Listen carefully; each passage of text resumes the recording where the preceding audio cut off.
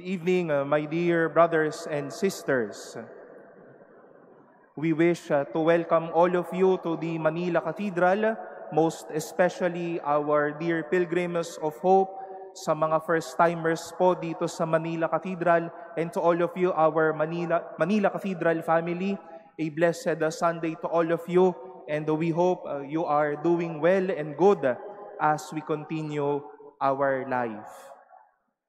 We all heard a very real and a disturbing gospel reading today. Sa mga narito po last week, nais ko pong sabihin ulit, hindi po namin pinili ang mga pagbasa ngayong linggong ito. No? Si Lord na po ang nagwiwika ho sa atin ngayon, no? What I mean atin ay hindi lang ho sa atin ngayon, pero sa buong bansa. Alam niyo ho kung anong ibig kong sabihin. God has been speaking to us, and we hope we respond with obedience and with inspiration from the Word of God. Let us go back to this story of the rich man and Lazarus. Sa mga kaedad ko po dito, marahil po nagawa niyo po ito ng skit nung kayo po ay nasa high school during your English time. No? At sa English literature, they even named the rich man Dives. No? Pinlay po namin yan sa seminaryo. Alam niyo po anong role ko, saan akong part? No? Kasama po ko doon sa party goers ng rich man. No? Kaya po, feel ko yung words ng rich man kanina dahil isa po yun sa mga sinabi ho namin. But then again, after, and St. Luke described the rich man dressed in purple garments. Purple garments during the time of Jesus would mean royalty. Marangyang damit ang suot ng taong ito. And St. Luke described this man who would dine sumptuously each day. Busog na busog, punong-puno ang lamesa kada araw. Pero sa sinagana ng kanyang buhay dito sa mundong ibabaw, he faced a morbid fate by being sent to the netherworld, to Hades, to the world of the dead, to the world of darkness, evil.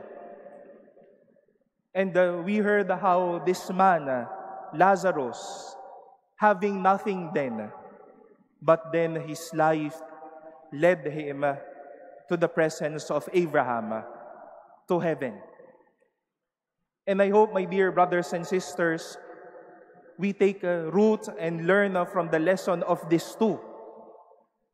That richness, that seeming development, that seeming growth, having everything, busog na busog, madaming laman ang bulsa, madaming laman ang mga lamesa, madami tayo sa buhay na ito, will not assure us of heaven. But it is our love, our goodness, and our faith will certainly lead us to that place up there with the Lord.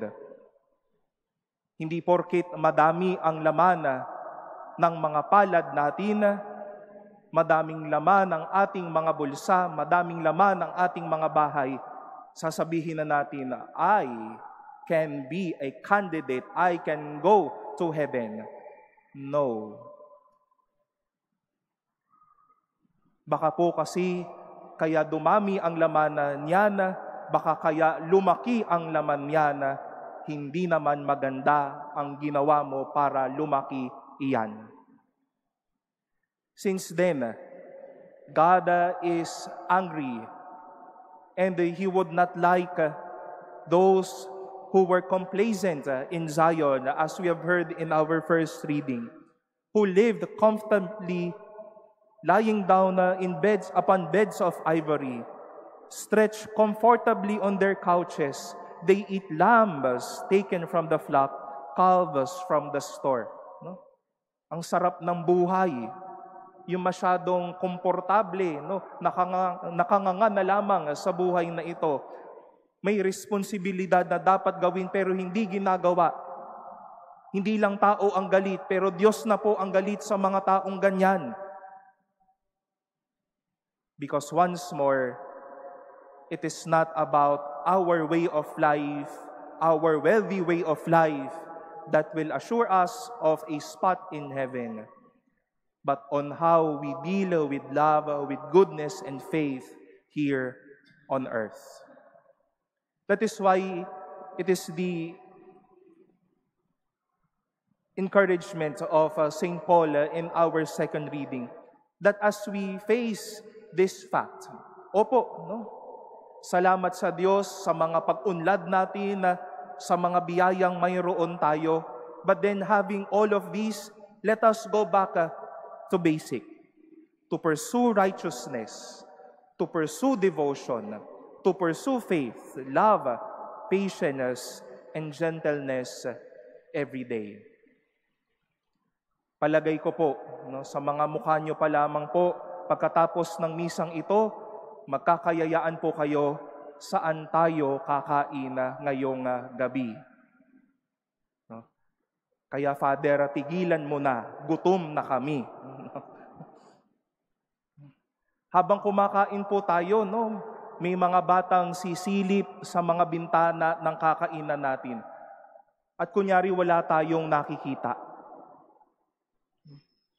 Baka po ayan po ang magdala sa atin sa langit. Mas matuwa pa si Lord that after celebrating the Eucharist, we extend the Eucharist to your meal later on. Alam niyo po, meron po akong personal devotion na ginagawa. No? Kapag may mga binibili ho ako, yung mga barya ho, tinatago ko at nilalagay, iniiwan ko po sa amin pong sasakyan. At ayun po yung tinatawag ko, at least para sa akin, ayun po yung aking charity fund. Na kahit may kumatok, meron po akong mabubunot at maibibigay. Bahala na ho sila kung saan man ho sila paparoon. Pero at least meron po akong naibunot at naibigay. Baka po sa ating pong mga pamayanan at mga kumukomunidad at pamilya, you know a relative who is rich, who is abled, who is kind, thanks be to God. Pero hindi kinikilala yung mga kaibigan at mga kamag-anak. Ako lang ang mayaman, bahala kayo dyan. Ako lang ang nag-unlad, pakiko sa inyo. At saksi po tayo netong mga araw na ito, na ang yaman pala ng Pilipinas, not only financially, but to the resources around us. But a lot of people kept all of this richness within them. But we've been trying to seek for good infrastructure projects, for good solution to particular projects of roads, of flood controls, for basic necessities every day, for food, for a good hospitalization, for good health. Pero hindi ho natin nararamdaman dahil hanggang ngayon totoo yung mayamang lalaki na sa kanya lang ang biyaya. Kayo, maghintay na lang kayo ng mga mumong ibabato ko. Pero ano naging hantungan ng mayamang lalaking ito? Sa Hades, sa baba. Pero yung taong patuloy na naging mababa ang loob at naging totoo sa kanyang sarili, claimed his prize of heaven upwards. What will assure us of heaven, my dear brothers and sisters, is not wealth, but our love, our goodness, and our faith. Hindi naman po natin kinakailangang pumunta pa sa mga lugar Pero baka ho yung katabi ninyo mamaya, yung katabi ninyo ngayon ay yung Lazaro na nangangailangan din ng mga sobra po ninyo. Baka po sobra na ang ating mga nasa lamesa, then maybe it's time to give some of those to those who are in need. Baka sobra ang laman ng ating mga bulsa. Baka may nangangailangan po dyan na gusto din na magkaroon ng biyaya. Baka sumusobra na ho tayo sa ating pagiging sakim. But then it is time for us to share and be generous. And with our goodness, with our devotion, with our faith, these things will be our wealth so that we can enjoy heaven and the presence of God embracing us every day.